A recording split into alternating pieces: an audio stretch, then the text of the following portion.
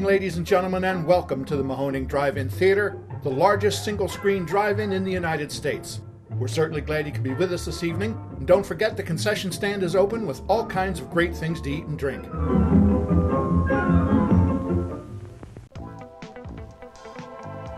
.3 Mahoning Drive-In Radio, your old friend Virgil back once again for another exciting episode of the podcast. As you guys know, the only podcast dedicated to the love and revival of our beloved drive-in culture. Joined as always by my co-host and general manager extraordinaire, Mark. Say hello, my friend. That was very musical. Hello. You know, we are energized as we are about to hit the road for the 2025 Mahoning Road Show, which has been such a dream come true, connecting with such amazingly dedicated indoor outfits. And really, the only criteria for this road show is we want to bring a double feature to your theater, but it needs to represent 35 millimeter. And I was really excited for these next guests, which actually cover two of our shows, the Hiway Theater on February 21st with Kill Baby Kill, and the Ambler Theater on March 5th, 35 millimeter day, with GRIZZLY and SQUIRM. And I'll tell you why I'm so excited about this connection. When we talk about community here on the podcast, it's really about these early years, these early memories, these cinematic experiences that you've had that made you into the cinephile that you are. These guys are representing theaters that are my hometown. I grew up in Hatboro, Horsham, which is a hop, skip, and a jump from the Hiway and the Ambler. And the fact that they are taking this community appeal and these cinematic experiences that shaped us all and bringing it back to its core with Renew Theaters, it's just inspiring beyond words as we are in this position of trying to continually revive the experience of not just the drive-in, but cinema in general. So having these guys on the show means the world to us. Welcome Shannon Quinty and Jesse Crooks. And I gotta say, Jesse, you are the star of the Film is Dead, Long Live film that we just saw recently. I wouldn't say star, but I'd say star, right? One of the shining stars of. I think our son Arlo is the star of that one. Yeah, in our house we decide he's the star. He's the final shot, I believe, in the movie. I love it. Let's start right at the beginning. Renew Theaters. Where did this start? How did this start? What is the umbrella? You guys have 4 theaters, correct? Yeah, we run 4 theaters. The first one we took over and turned into a nonprofit art house is the County Theater in Doylestown. That was in '93, but our roots actually go farther back than that. We actually started as a local film club back in the 80s called Closely Watched Films, obviously after the film Closely Watched Trains. And it was a group of people that would get together and run 16 millimeter in the local community space in Doylestown, primarily in Doylestown, some other places as well. And the county was kind of sub-run at that point. The building dates back to 1925. It became the county, got renovated to become a beautiful Art Deco movie theater that they renamed the county in 1938. Had some great decades, the golden years, mid-century. And then as the multiplexes started coming out and kind of crushing the small town theater business, yep. County started facing hard times. And it got to the point that they sliced and diced it. They cut the back off, made it apartments. So the original 700 plus seat theater, the front became apartments and storage. The stage got demolished, and then the back got twinned. And they did such a bad job of it that they just took the 2 real projectors and turned them. So the screen was just completely distorted. It was a total mess. Went through a few different people that leased it, and it was about to be shut down as a movie theater, probably turned into something awful. And this community group, this local film club, they got together and organized and ended up taking it over. One of the last operators before it got shuttered had burned so many bridges with distributors that he could only get art house titles. And they were like, well, if he can run that, we can run that. So yeah, they organized and became a group. They got to the fundraising and took over the building and eventually bought it and took over the county, and it became a nonprofit, membership-based art house theater starting in 1993.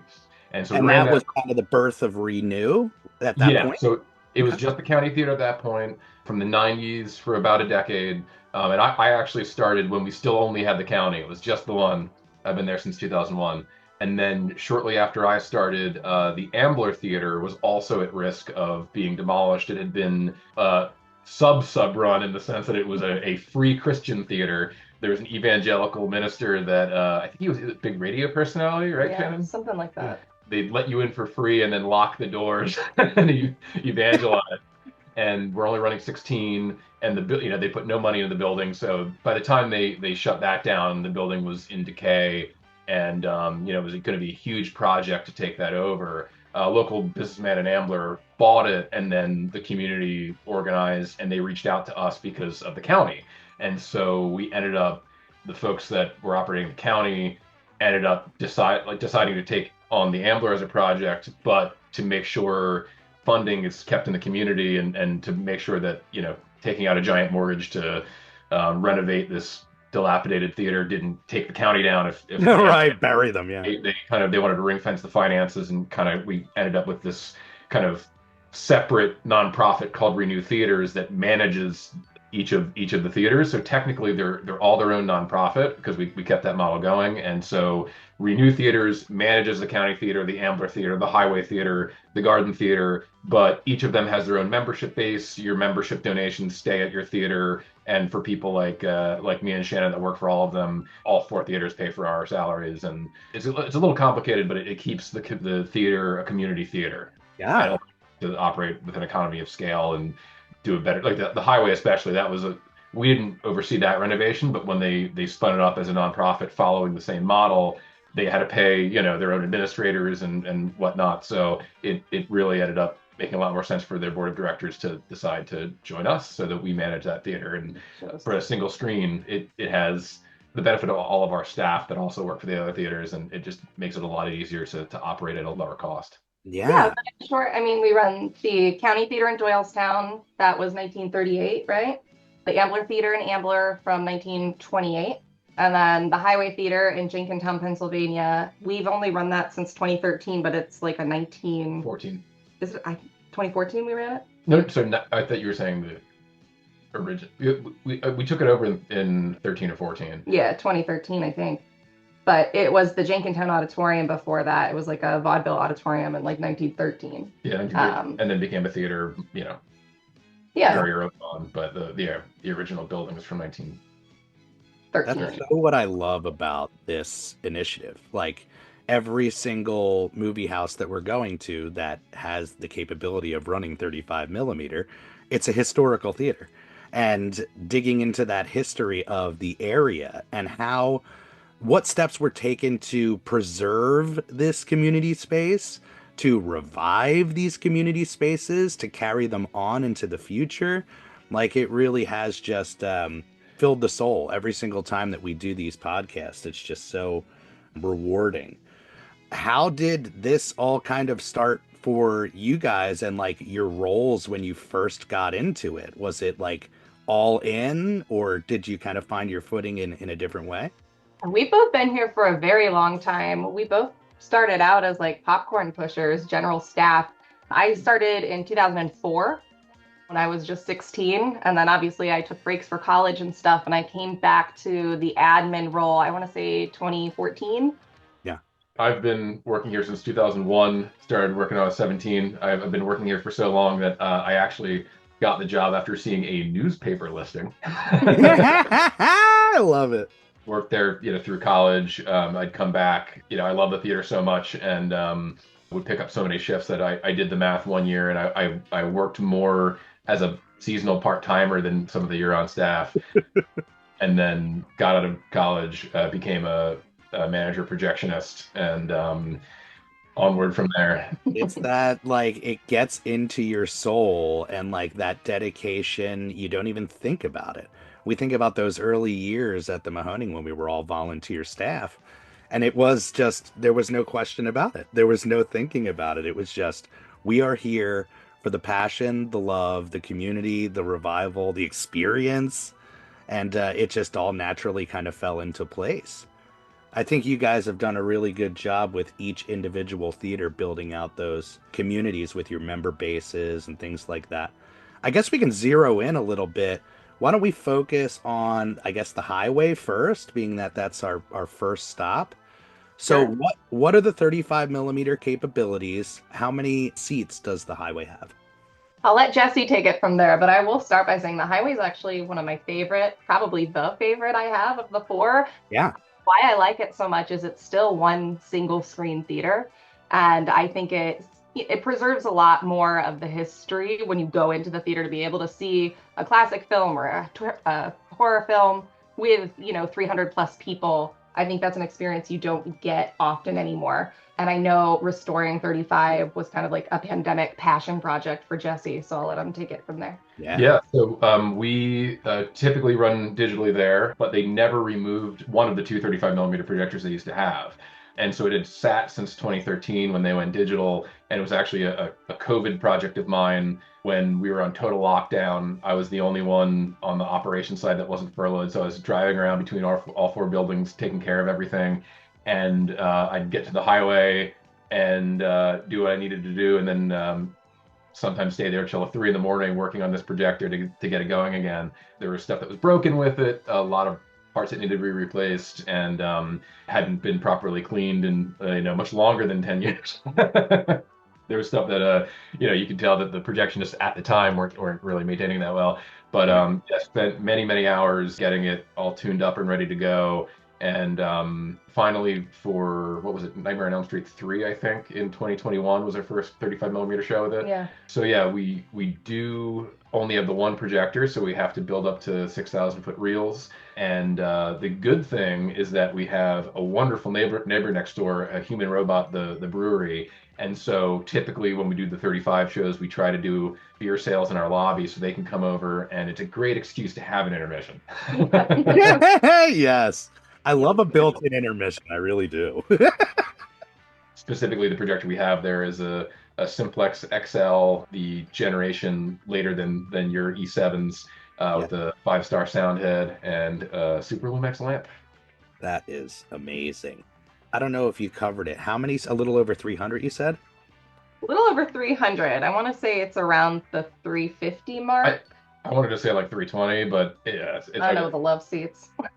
we just replaced, after years of trying to battle Irwin seating to actually get the parts. We just replaced our love seats that had been broken because of a design flaw. The Irwin seats parts department, the person that works there is lovely, but she's so overworked. It's like, literally takes years to get the parts. Right. So the seat count just changed. I think we're around 320. So cool. And I love watching your guys' program choices there as a booker. It's one of those things. You guys have a couple series that you do. Why don't you talk a little bit about Horror at the Hiway and beyond? Yeah, the Hiway, it's really interesting. When they started running it, when Renew took over, they really tried to follow the same art house model that had worked at the County Theater in Doylestown, the Ambler Theater in Ambler. And sometimes they clicked, but a lot of the times those art house films didn't really speak to the Jenkintown community in the same way. Yeah. So it did take a lot of years of troubleshooting of like, okay, what members of the community are here? Who is coming out to the movies? We've kind of experimented with a few different models. The other challenge we have is, of course, we're a single screen theater. So when you're playing main run films and you also want to throw in classics, it's really, really difficult. Single screen blues, baby. Yeah, we feel it. Yeah, so it's hard to say, we want to play the latest, I don't know, Wes Anderson, and we might get stuck on that for 4 weeks sometime and not be able to add a special event. So when I came on Programmer, I really wanted to get creative. Well, okay, what are the times where, we can guarantee a special screening? That'd end up being our $5 family matinee series that we have once a month on Saturdays at 10 a.m. because we don't have to worry about the screen. So that's a lot of throwback classics. Through that series, I really realized that a lot of the locals were 80s babies. Yes. Who really loved, things like the Goonies and just like things that they loved watching in the late 80s, early 90s. Troop Beverly Hills was one of the first ones that my co-programmers were not very confident in, and we ended up breaking 100, and they were like, we never have broken 100 on the Hiway in like a long time. So that gave us a little bit more freedom to try other stuff. And then I have been begging for a horror series since I came back for sure in 2014, but even before when we worked at the county, I always wanted to have a late night horror filled series because I think those are the kind of movies you need to see with a crowd. Like you can watch any horror movie at home, but I don't think you've really seen them until you've watched them with the audience. And we're on year 3 now of this new series that we pitched called Horror at the Hiway. It's been great. It's a once a month series. It's Friday nights at 9:45 p.m. So it's in that outside window where distributors want to play their main films. It allowed us to have consistency. And because of the late night slot, we get a lot more freedom to play movies that we didn't typically think we could play at the other theaters at, 4 p.m. or 7 p.m. So we started off, what did we start with? A Thing, I think, was our first one. Perfect. Kind of slipped it in. They were like, I don't know if anyone's coming out to horror, but it's post-pandemic and nothing's sticking at the Hiway. So if you can get people in the door, sure, try it. We've got new neighbors. Human Robot just moved in. If you guys can, convince them to come out and sell beer for this, and we can explore this partnership. Human Robot said yes right away. They've been amazing partners.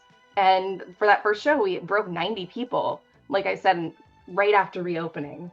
I want to say March 2021. Is that right? Awesome. I know that we did Nightmare on Elm Street 3 in I think the fall of 2021. Yeah. Our first 35, so it had to be before that. Yeah, so I think that was our first September of that year. And then people just kept coming. I think we moved on from The Thing. We went on to things like Carrie. We tried to just get like the big horror hits first. We did our first Friday the 13th. And as you guys know, you guys are big horror bookers. The community of horror lovers are really tight knit. Yeah. And it feels more like a club. Our Horror at the Hiway members, I know a lot of them by name. They know me by name. We introduce every screening. I take suggestions. We listen to our DMs. It really feels like a community cultivated series now. And they just keep getting bigger. We also, from that, started a membership program that is just Horror at the Hiway specific. Yeah. So that we can keep them in the loop. We can hear what they want, but we also have secret screenings, which are really fun that we don't announce. Members only, of course. That are only members. You have to show your card, which we designed off of like a cool old Blockbuster card design. We laminate. Oh, it's so cool. You get like an enamel pin or like magnets. And it's my favorite thing that we do. It just feels like it's my baby. Yeah, and I do that with my programmer partner, Brendan, too. Yeah, I was about to say, just to step back a little bit, definitely want to give credit to Brendan, who you guys know. He was the one that kind of got the ball rolling with leaning more into genre films and considering classic films from a later generation. So we started in 1993, and our class, the idea of what a classic was the Golden Age Hollywood, right? That was like for our Hollywood Summer Night series that we've been running since the 90s, it's always like those, like that, 30s through 50s, and that's kind of like what the focus was. And, what we thought our audience was as a nonprofit art house, it was more of those, it was like the Casablancas. No way we'd ever have run anything from the 70s or 80s. They were shocked the first time we played Jaws. I remember they were like, that's not a classic. They were like, what? People come to this? And they come every year to this? And it sells out like 4 shows? And, we still do the Casablancas, of course, but there's definitely a bit of a generational shift from that like old school rep theater classic art house programming where it's Golden Age Hollywood and foreign films and the heavy hitter directors and whatnot to exploring the genre heavy side of things, the newer classics. And because of the energy of that community, we saw all the people coming to the retrograde series that Brennan set up at the Ambler. And because of that success, that's why we were able to even consider doing a horror series at the Hiway. And it turns out these days it's bringing in a younger generation that's bringing in, more community support. And it's like the most exciting thing we do. The people that come to these screenings are like super into it. As Shannon said, you see the same people every time. We get to be friends with the people. It's a great community vibe and tends to have a little more excitement than a lot of the older classics that have been our bread and butter since the 90s. Yeah, the Hiway crowd's my favorite crowd to watch a movie with. The biggest thing that surprised me is a lot of young families even come out to our Horror at the Hiway series. So 9:45 at night, and there's people bringing their 10-year-olds to see Misery. And sometimes they're 10-year-old friends, and then we're like, did the parents approve? middle schoolers here, but they're cool. They keep their cool. They gasp and they, scream sometimes. That'll make a fan for life, you know? I still think back to like, those core memories as a kid and like going to the $1.25 Village Mall second run theater. And those are really like those experiences that you cannot even begin to try to duplicate. And that's my favorite moments on the lot, when you see a kid with their parent and they're having that experience, The term that we like to use is audience preservation. Yes. Yes, baby. And you guys do a mix of 35 with the Horror at the Hiway, or is it all 35 Yes. mix? So at the Hiway, because we're a single screen, it's a lot less profitable than our other theaters with multiple screens. So it is a lot harder sometimes to book things on 35. I'm sure you guys are experts at the expense. Oh, yeah. Shipping and paying for film costs and sourcing reels. So for the Hiway, we still pretty much keep it very local. I know the Dream Warriors print, that was Jesse and I's print, so we didn't have to worry too much about film costs for that. And then we mostly borrow from the Exhumed Films catalog when we do 35 there, unless we have a special funding for a festival like our Terrathon, which happens late every September. Usually it's like the last weekend, or our sci-fi festival where, we have these extra sponsors, these extra donors who can put those dollars towards basically the shipping fees are what kills them. And then being able to get permission to have that intermission as well on 35 sometimes can be. Yeah, we always ask, make sure the lender allows us to build up to the 6K reels, because these days that should not be an assumption. So Harry from Exhumed, he'll let us do that with his prints, at least the ones that we've booked so far. And the couple times we've gotten studio prints, we always have to triple check with them before we do any slicing and dicing. I love the dedicate, like, it's, even though there is a limitation, if you will, at that house, it's like you guys will find a way to make it happen. It's very punk rock, Yeah, the first show we were like, maybe it's a limitation, but like, God, wouldn't it be so fun to play snipes and like have these it becomes your thing, intermission things, and we loved it, and people really responded to it. And I think people come for it now. They don't totally realize that things didn't have an intermission built in. Like, some people just think it's vintage because they're like, oh, that's the way that it is. Yeah. The only challenge is that because we don't want to have two intermissions, we have to make sure we book films under a certain length. So can't have much more than an hour on a single reel. So we go for those 90-minute titles. Well, Kill Baby Kill worked out perfectly. Yeah. Both halves of that are short, so I can add on the intermission reel and the pre-show, and there's definitely still room left on those reels. Well, let's shift over to the Ambler a little bit, shine a light there. What's the breakdown as far as, you gave us a little history of it, but how many houses are in the Ambler? What's the projection capabilities there? Yeah, so the Ambler is a 3-screen. As we mentioned earlier, the theater itself dates to 1928, and originally it was obviously a single screen, as most were back then. So they sliced and diced it a little bit, but they preserved the original front. So if you go into the large auditorium, you still see the restored plaster work from when it was built in 1928. Yeah. So you still have a stage and a proscenium, and you can see where the pipe chambers were. There's still the decorative plaster work to make it look like a balcony where the pipe chambers were. Then the smaller theaters, there's black box theaters. Now, because of the way it was renovated in the 2000s, we couldn't get 2 film projectors and a digital projector in the booth for Theater 1, the main auditorium, so it is in one of the smaller ones. Honestly, I actually prefer the smaller auditoriums there. Theater 1 is beautiful to look at, but I'd rather watch a movie in the theater that we do have the film projectors in. There we've got like a proper archival projection setup. We've got a pair of Kinetone FP30s, which are like top of the line, total opposite of what the Mahoning has. You guys have been running the same one since 1999. Ours were installed in around 2010, actually. It was like very tail end of the film era, and they're what like museums and archives want. They're really gentle on the film, and I could talk about them all day, but I won't bore the public with the technical stuff. But they're great machines, and we've got, we can do reel-to-reel changeover projection there, and there, because of our better technical setup, we can borrow from all these wonderful archives. We can get stuff from the Library of Congress, from UCLA. We've booked a couple from the George Eastman Museum. Coming up, we've got our first Academy Film Archive title. Our capabilities there are wonderful, and we also, in addition to the projectors in the booth, we also are building a museum there. So the space The storefront next to the theater, we're building out a cinema museum where we have a bunch of other projectors. We have working projectors back to 1909, a hand crank Powers cameragraph from 1909, and a bunch of other stuff on display, including beautiful 3-sheet posters and all kinds of stuff in there and in the lobby as well. Yeah, and that's all from that collection of Lou DiCrescenzo, who you guys mentioned in that documentary earlier, Film Is Not Dead, Long Live Film. You can see a little bit of the space at the end of that.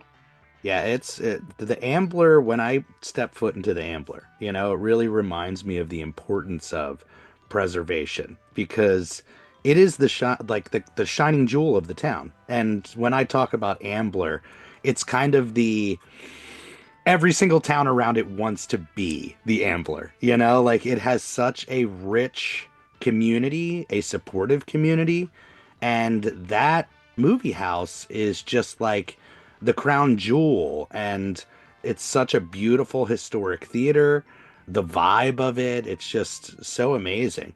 Do you guys find you're able to swing a little more at the Ambler? I guess obviously with multiple houses, but with the just power and numbers with the community? Absolutely. I mean, I think it's also important to note that Ambler, it wasn't abandoned or anything by any means, but when we started revitalizing the theater, it really helped revitalize Main Street. Oh God.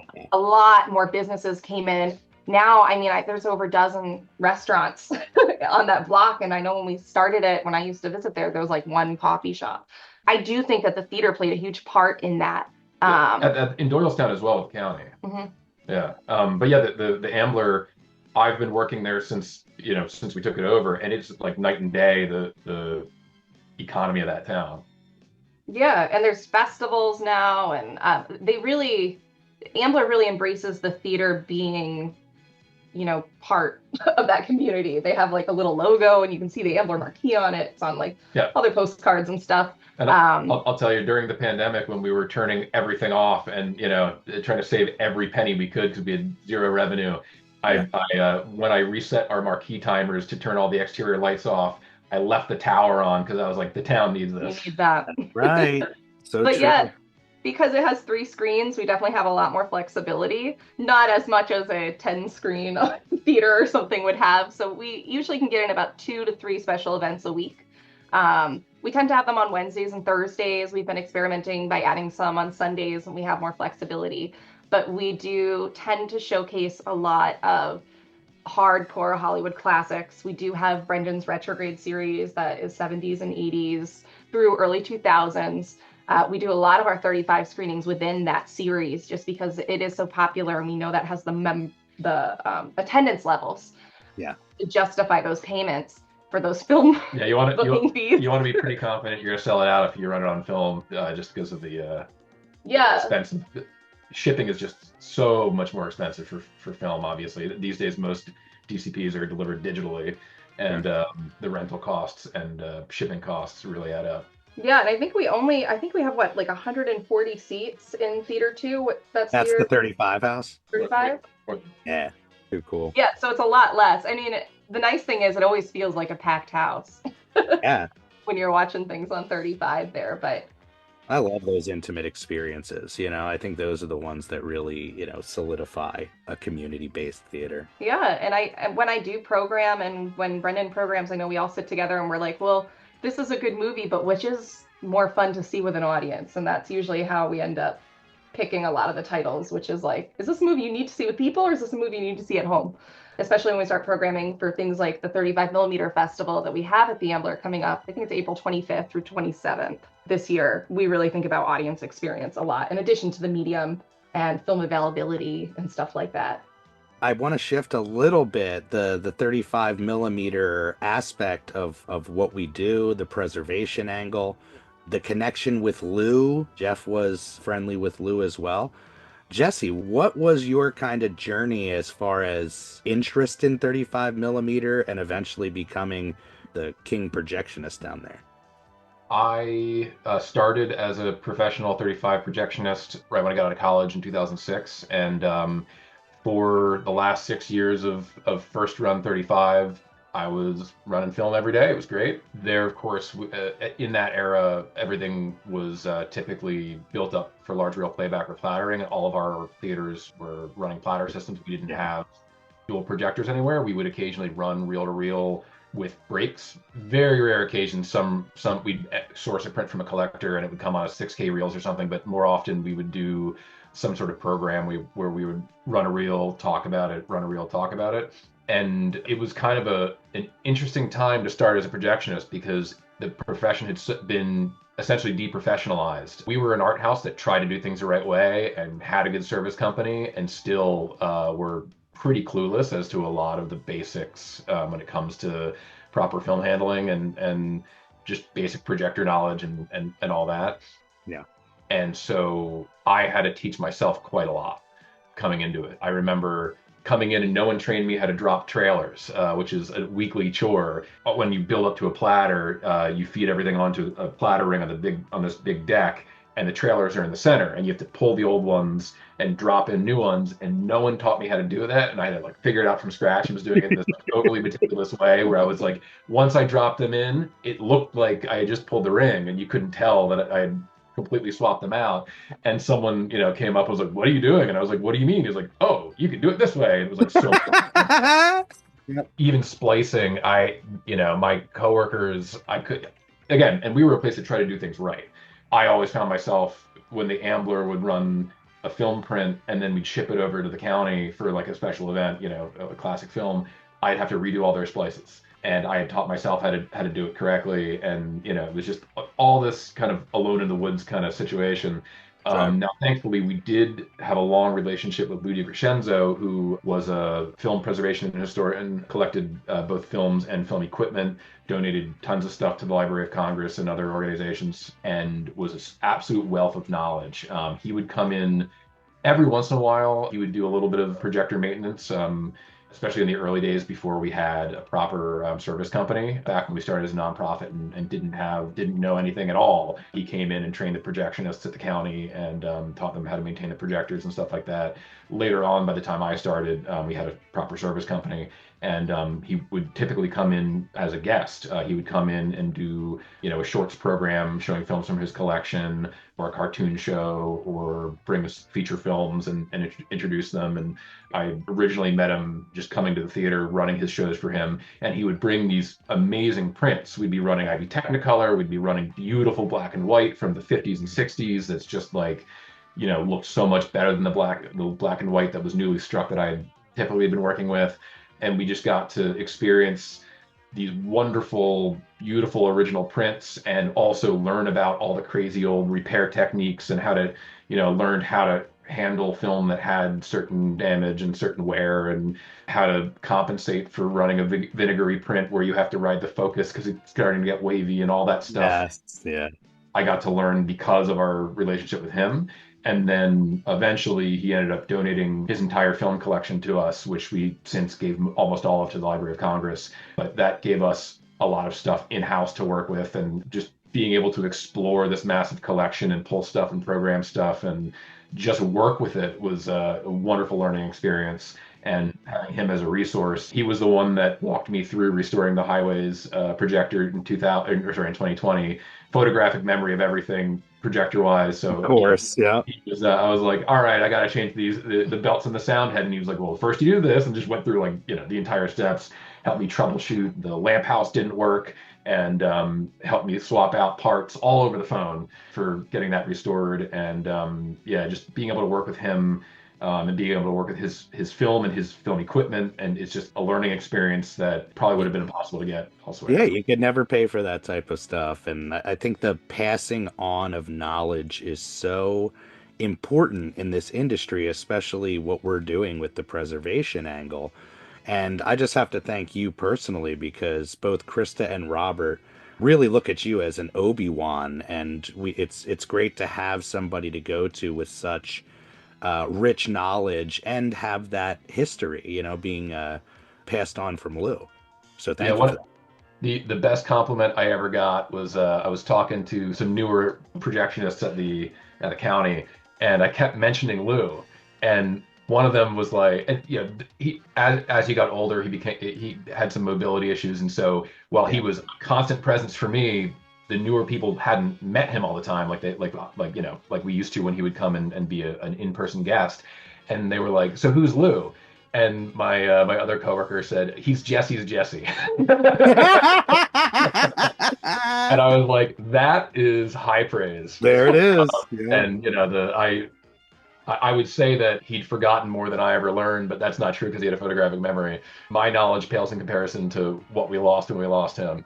But it's so beautiful. I mean, what you guys are doing really does preserve not just these movie houses and experiences for people, but it preserves people's life work. That's how we feel with every generation that came before us here at the Mahoning. So hats off to you guys. Normally I talk about where this love of movies comes from, but you guys are a couple, so I'm very curious where your love of movies and your love kind of smashed together. How did that all come to be?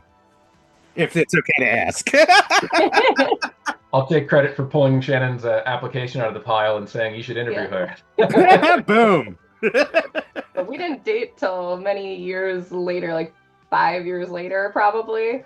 There's a bit of an age difference, but also he was in college really when I went on full staff, so we didn't have as much interaction. I do remember seeing you, though, when I went in for my, oh my God, interview. You're changing a light bulb. And I remember Jesse trained me on the box office. And I felt the sparks. He didn't till many years later.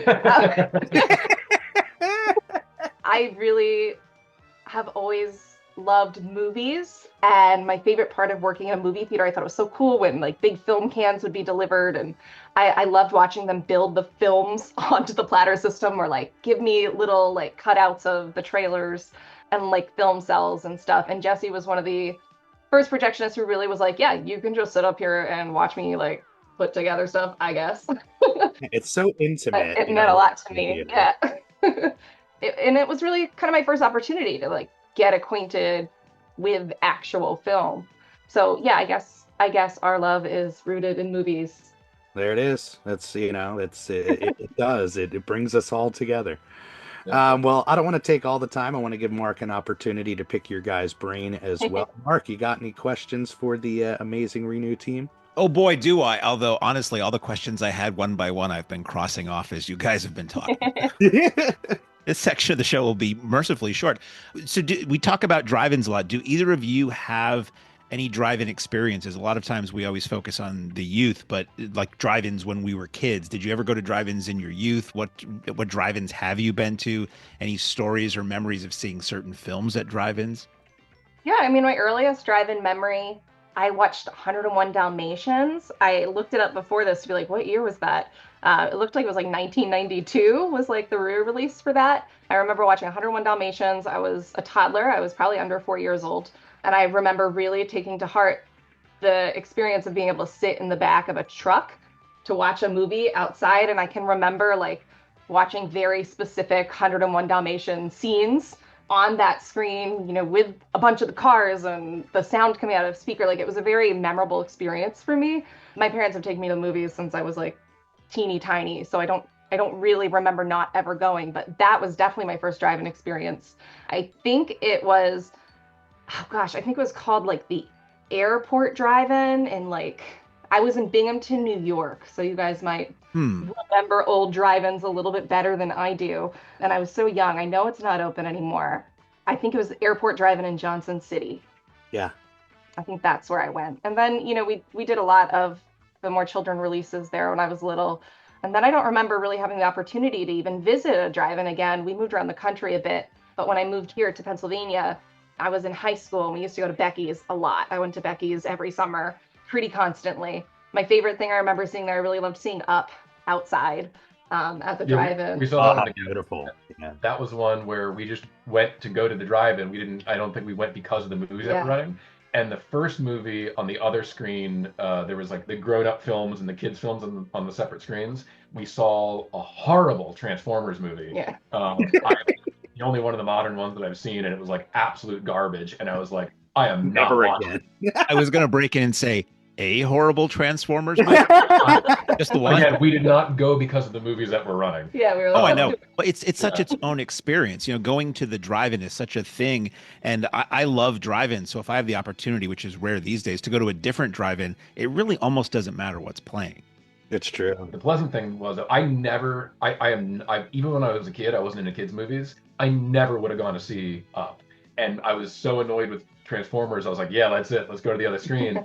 And was like, loved it. Was so pleasantly surprised. Never would have watched it if the Transformers hadn't scared me away from whatever the second title was on that. Yeah, it was so beautiful to see all the balloons and the house floating in a sky with like a real sky backdrop behind you, even though it's night. It was really great. Oh, how perfect. My biggest memory though for drive-ins in high school were always like, how many people could you fit in the trunk and hide under a blanket to go to the drive-in, which I'm sure still happens.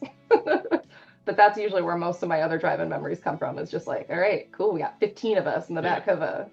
Another one that sticks out to me, I have no idea what the drive-in was. It was somewhere in Cape Cod.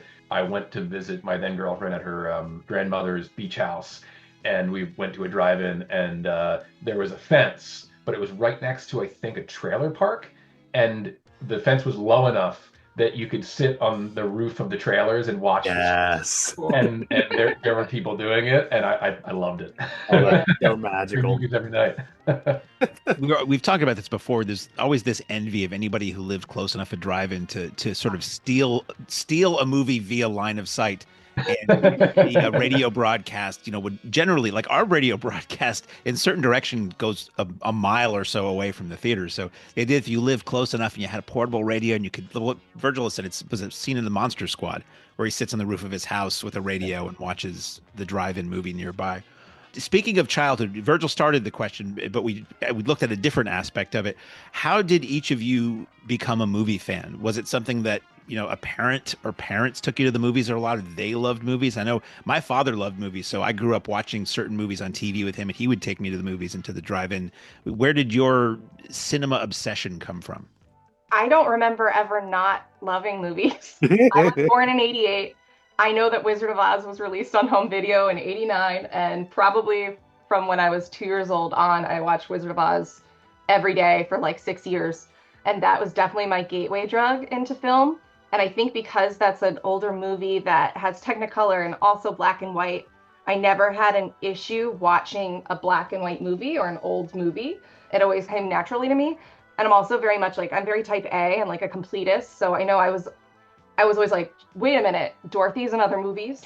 I remember that, and going to like video stores and, just trying to get whatever I could find Judy Garland in, which branched to other things. Awesome. I know I always used to go to the video store, and I just started working through the musical section, like A through Z is how I would do it.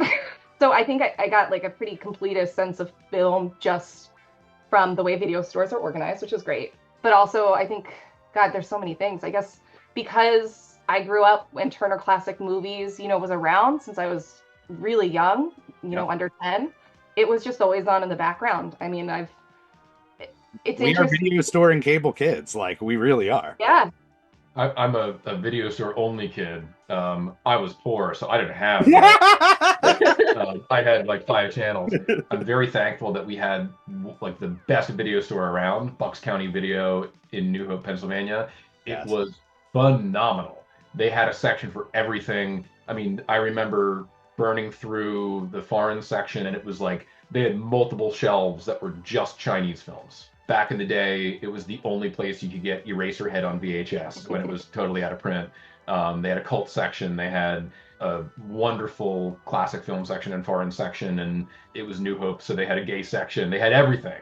And I would ride my bike there as a kid and come home with like 3 VHS tapes, and was able to access a lot of stuff that you just would not have otherwise been able to access. By the time I was in my late teens, I just been able to watch so much stuff, really more that video store than any other external influence, probably. I miss those discovery days, man. I really do. Yeah. It's not the same type of discovery now with streaming and this and that. It's like, It's totally different. I think a big change for me too is when the TiVo was invented. I got a TiVo, and I could suddenly put in like actors' names or directors, and I was really able to complete things that the video stores never had, which was great. And I'm realizing now, as we program it was really, I think, an amazing time to grow up for movie lovers because you had access to so much. And even though things are streaming now, there's so many movies that I love that like I struggle to find streaming, or I don't totally trust streaming, if that makes sense. Like I don't physical media forever.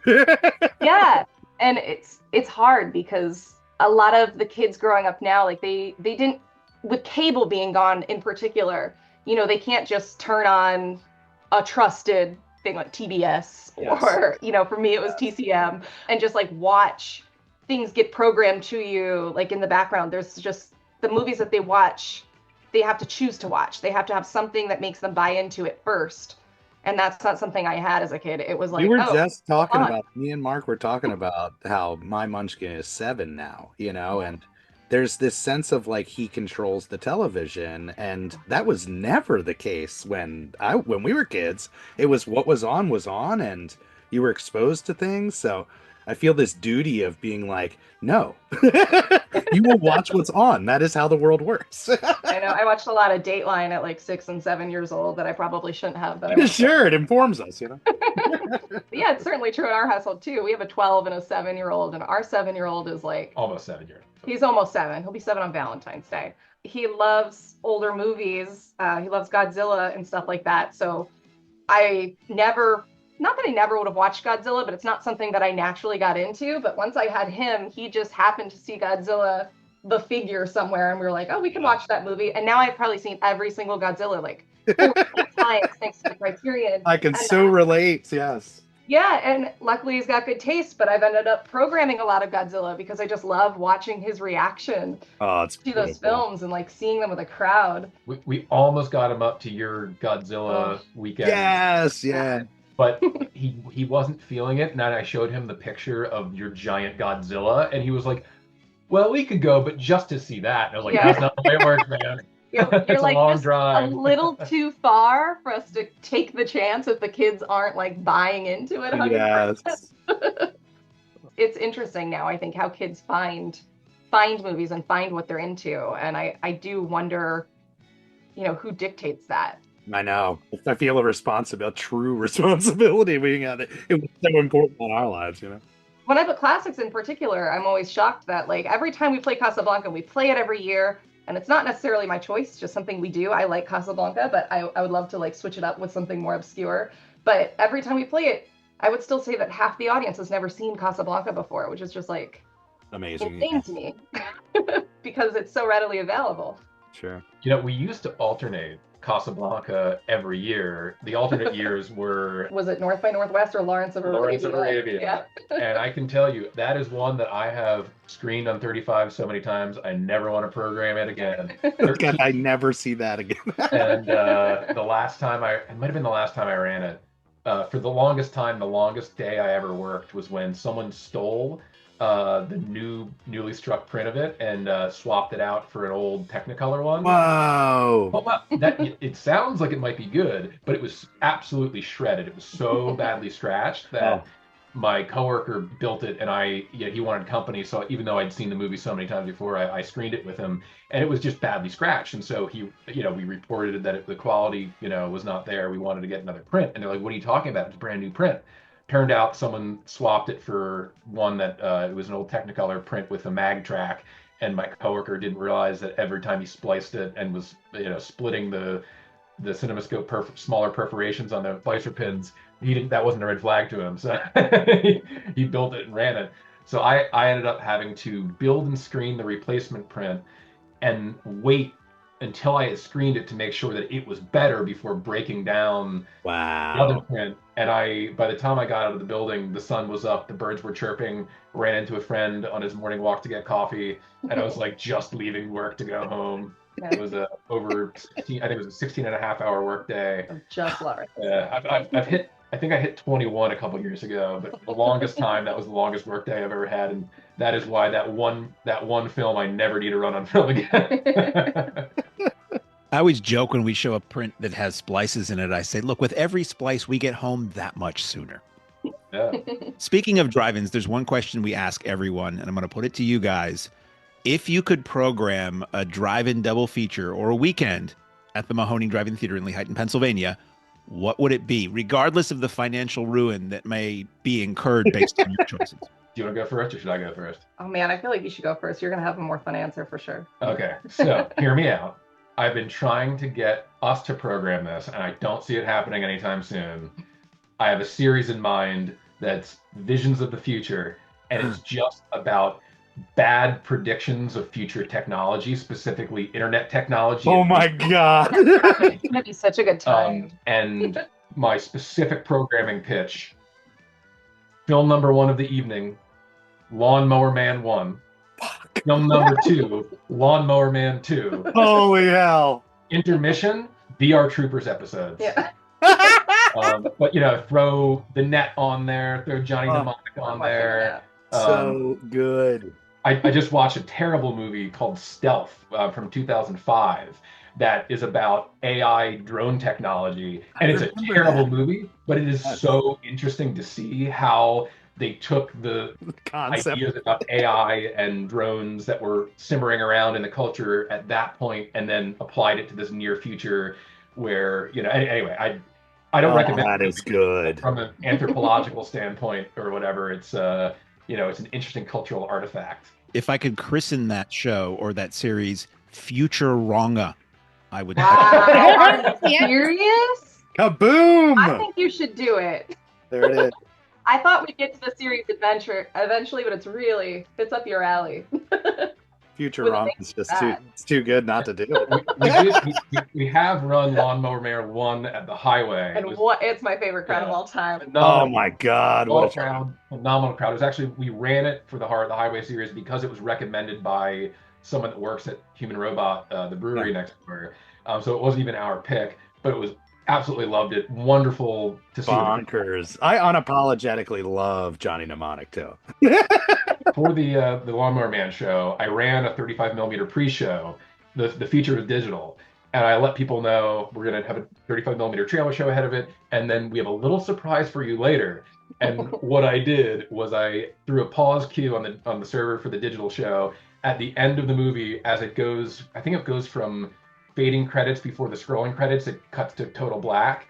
Pause the digital. And then on 35 ran the trailer for Lawnmower Man 2. And then the end credits. And it's just like such a terrible, great movie to watch with the crowd too. I think we need to book it again and do that double feature. I'd be excited. And Lawnmower Man 2, let me tell you, if you have not seen this movie, next level. Dog that knows how to use the computer. Holy hell. How about you, Shan? Where does your head go? My picks would probably be a little different. I mean, if you would ask me what I would program at our own theaters, like not caring that money was an object or things were available, I'd always choose, 1930s pre-code movies. Like it would just be that in silence for me if I was programming stuff. For you guys in particular, I think you do a great job of being able to play a lot of the exploitation stuff and the sexploitation stuff that we don't really get the opportunity to show.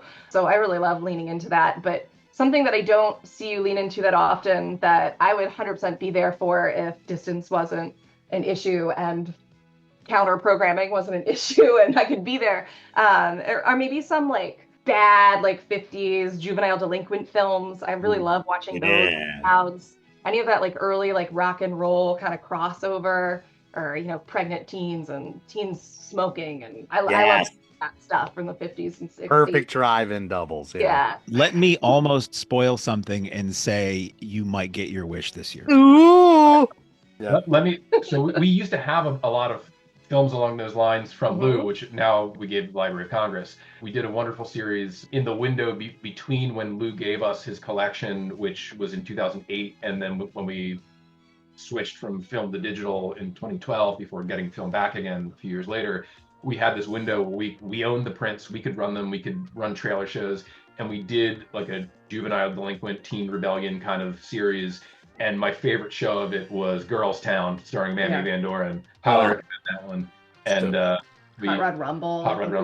Yeah, but for the Mammy Van Doren show, I did a trailer reel that was my favorite part of it was I got to include a trailer that had been censored when it originally came out for the Jane Mansfield film Promises. Right. She's topless in half of it, and it was in a reel that came from a drive-in back from the days when you could be fined because of the local blue laws for showing explicit material. And it was all these outtakes. It was scenes cut out of features spliced together to be on the outtake reel so that the guy would get fined. Oh my God. Yeah. I was going to say, it was like a dirty cinema paradiso. That's right. Yeah.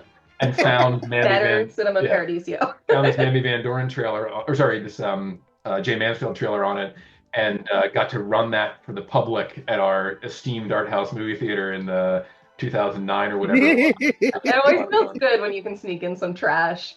I have Faster Pussycat Kill Kill coming up at the Ambler that I can't wait. Oh yeah, I wanted to book that forever, and it's the Academy's print, so I love it's that mix of like high art, the Academy mixed with just like pure garbage on screen, and I can't wait. Throw that pinky up. We do have the trailer for that, and if that's, I've never seen a film print of it, but if the film quality of the trailer is any indication, it should be some good blacks in the black and white. I did see that print. It played at the Alamo Drafthouse Yonkers a year or two ago, and it looked great.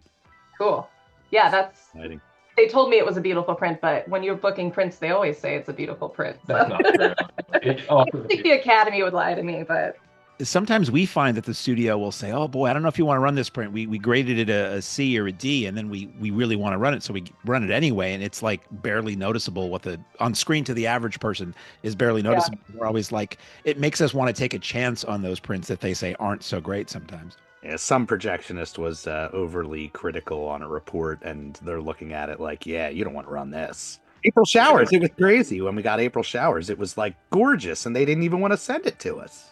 I literally almost just revised a inspection report that I sent in. We ran mall rats, and you rate it based on your inspection on the rewind table, and sometimes it's really obvious what will be visible on screen and what won't be, and sometimes it's a little harder. And based on the scratches I observed on the rewind table, I was like, this one's like, it's not bad compared to most of what we get. I mean, most prints that we get these days are not great. I was like, yeah, it's going to be okay. And then turned out there are some noticeable scratches, especially in Reel 5, but most of it looked great. And I was like, I might even want to email NBC Universal and let them know I was a little harsh in my inspection report. But you have to rate it based on the rewind table inspection. That's right. You have a responsibility. You can't. You spend most of the time cleaning the projectors, not watching it. Absolutely. So let's talk about the Mahoning Drive-In Road Show coming to the Hiway Theater in Jenkintown, Pennsylvania on Friday, February 21st. It is Mario Bava's Kill Baby Kill. Now, speaking of prints in history, which I know all of us find fascinating, this print came to us from a former manager of the Mahoning. And Virgil, what was the name of the theater and the person who gave that to us? So the Ambler Theater in Coaldale, which is maybe 2 towns over from us.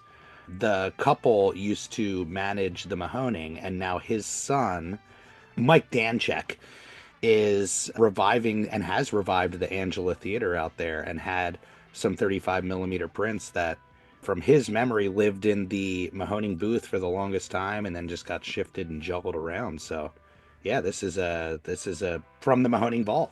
It's Kill Baby Kill from 1966, but the print we have is from the 1972 reissue when it was part of a triple feature that went out called Orgy of the Living Dead, where they took all of these Italian movies from several years earlier and they retitled them blah blah of the dead or of the living dead to make it a zombie triple feature. Kill Baby Kill has really nothing to do with zombies. It was retitled Curse of the Living Dead. And Jesse, you've inspected the print and you can confirm that. So is the title just like cut in to replace the words Kill Baby Kill? It's actually printed in. So sometimes they would literally just cut the old title out and splice the new title in. But this one, it's printed in. It's a great movie. It's a great gothic, spooky, dreamlike, living nightmare of a film. And you have curated a pre-show. Usually it's our folks, Rob and Krista, work from the Mahoning archive, but for the shows that we're doing with Renew, you guys are creating the pre-shows from your voluminous collection, and you're going to put in, well, have you put that together yet, or is it still in waiting? So I'm still working on it. I have a bunch of content pulled and some good appropriate trailers that match. I'd never watched the movie, and so we did a test screening of the print and to get a sense of what we should be programming for the pre-show. So the pre-show is still a work in progress, but we should have some good stuff for that. And then we have a drive-in intermission that Lou saved from a drive-in that will run during the intermission. Beautiful. with the need for the intermission there within the single print. Sometimes we run intermission reels, sometimes we don't. But I got a good one that's all original. All of the splices in it are the original lab splices, so it's as it ran at the drive-in, not slice and dicing after the fact. That's excellent. And so we're so excited about this. I mean, a lot of our customers are coming out to these shows to get a taste of the Mahoning in a time we usually can't do shows. And then your audience is there. And then we're hoping to bring new people to your theater. And it's exciting for us and for Mahoning regulars, and that the pre-show is going to be stuff they've never seen before at our theater. And Virgil and I will be there selling tour shirts that Tom Bafulco has designed to have all the dates on the back and original art on the front. And we're going to be introducing the film there. And it's going to be, I'm super excited because I've never been to the Hiway. I have so many friends who have been, and I've always heard about it, but I live far away from the Mahoning. So if I'm in Pennsylvania, it's because I'm working at the Mahoning. So there's usually not time. I'm always trying to get over to a matinee or something. And then on the 5th of March, we will be at the Ambler Theater in Ambler, Pennsylvania for 35 millimeter film day. Yeah. For a 1976 double feature of GRIZZLY and SQUIRM, which are two fabulous films. Home run. And it's going to be, as I said, double feature. So the pre-show that you're putting together, the drive-in intermission you're putting together, us live beforehand and kissing hands and shaking babies when the films aren't playing. GRIZZLY and SQUIRM we ran as part of an exhumed weekend long ago, well before most people knew about us. That was Animals Attack Weekend. And GRIZZLY is fabulous. It's Jaws with claws. It's Jaws on land, basically. And SQUIRM is the world of worms coming up out of the ground and attacking people. I saw that at during the day. I think it was either in the summertime or I was homesick from school or something. And it was WPIX in New York, ran it in the middle of the day once. And there's a scene where a guy is drinking a shake or something in a diner, and he gets to the bottom and he sees this huge wiggly worm at the bottom of it. And I can tell you, I have never had a shake since then, a chocolate where I did not think about that. So anybody have any thoughts on those films? I'm super stoked for all of them, but in particular to watch GRIZZLY and SQUIRM play at the Ambler, I think is such a fun win. Like I said, whenever we can like work in that trash. But also I know we have like a dedicated crowd of Jaws lovers, so I'm hoping they'll come out to see this like kind of odd ripoff with the bear on land that is, shot so similarly and really kind of like feels like it's blatantly copying it. There have been so many Jaws ripoffs that use that template of something is killing people, somebody's trying to warn them, nobody listens, they have to go out and do it themselves. You could really program a series of just Jaws ripoffs. I mean, Great White being one of the best and closest to Jaws, but GRIZZLY with a crowd is going to be a blast because it's insane, it's over the top, and it and SQUIRM, I believe, rated PG. Wow. I have not seen SQUIRM. Bring your kids. I did watch GRIZZLY, so getting a better sense of it for preparing figuring out what to pull for the pre-show. Did not expect that to be PG rating. That's wild. Wild Wild West in the 70s. Oh yeah, right. You could do full frontal nudity, and I mean, I saw one at a drive-in. Night the lights went out in Georgia, full frontal nudity, and like main characters getting killed and all this stuff in a PG movie. It was crazy. I used to remember watching Disney Channel when I was young, but if you were up past like 11:30 in the early days of it, they would play PG in quotes movies, and I remember seeing like nudity and stuff like that on the Disney Channel. I remember really being like shocked. Like old PG nudity in movies they ran for us in school. It was a different time, different world. I love the gloriously low budget effects in GRIZZLY and the ending, chef's kiss. Oh yes, I cannot. I don't know if I remember correctly, but I also and don't correct me. I guess I'll wait and see. But I remember the bear only killing like women for the most part. Like he's only going after like attractive women, which I think there's like a backstory there that I'd love to get into. As the film was rolling out, I was like, this bear has a type. He's got a type, right? Maybe it's the perfume or something. And it's the female pheromones that the bear is. I have. Yeah. Anyways, I'm excited to revisit that one. And then, I mean, for Kill Baby Kill, I think that'll be really fun to see on the screen too. It's different than the other horror we tend to program at the Hiway, which is, I think, why we wanted to do that from your print. Also, we love a print that has history, like you said. But it's kind of nice to be able to watch like a colorful 60s era woman-centered. So yeah, I'm excited for that. It's more, of a costume drama than you'd think, but when I was rewatching it at our screening, I just was like, wow, I I feel like so much Tim Burton in this. I feel like it's a movie that I think people will leave and see why great directors were inspired by that movie in particular. So yeah, I'm stoked. I can't wait. Oh, it's going to be great. And tickets are available to both of those shows. We could really talk for another probably 3 hours. We should probably have you guys back as guests for, some excuse for us to talk about film projection and the life of running 35 millimeter and all that stuff. But why don't you let people know where they can find, I guess, all the theaters as far as giving them a follow, website, any of that stuff? Yeah, it's pretty simple. Ambler Theater is amblertheater.org, and it's Ambler Theater on social media. We definitely want to see you come out for 35 Fest, April 25th through 27th. That's our next really big event there.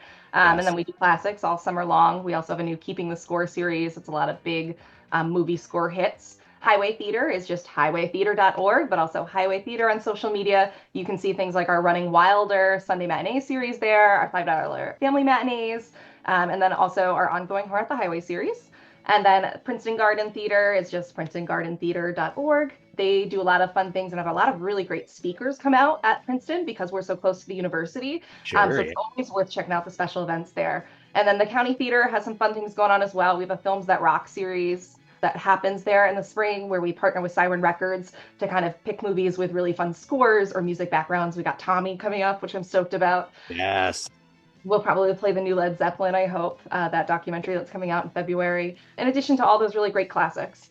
And that's just countytheater.org and County Theater on Instagram. And the Garden is the only one that spells theater, in my opinion, incorrectly with the Yes, with the French affectations. Yeah, I refer to that as theater.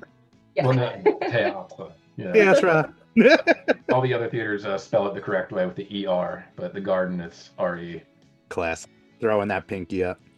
Well, thank you guys so much for making the time. Thank you guys for dedicating literally your lives to this journey and this mission to revive the cinematic experience. You're doing an incredible job. Thank you so much. Yeah, thanks for having us. This was a blast for us. Oh, we love you. All right, and on that note, Jeff, take it away, my friend. Ladies and gentlemen, thanks again for coming out tonight to the Mahoning Drive-In Theater. We hope you'll come back and see us again real soon. The exit is on the right-hand side of the screen at the front of the field, and most importantly, have a very safe trip home. Good night, and God bless you.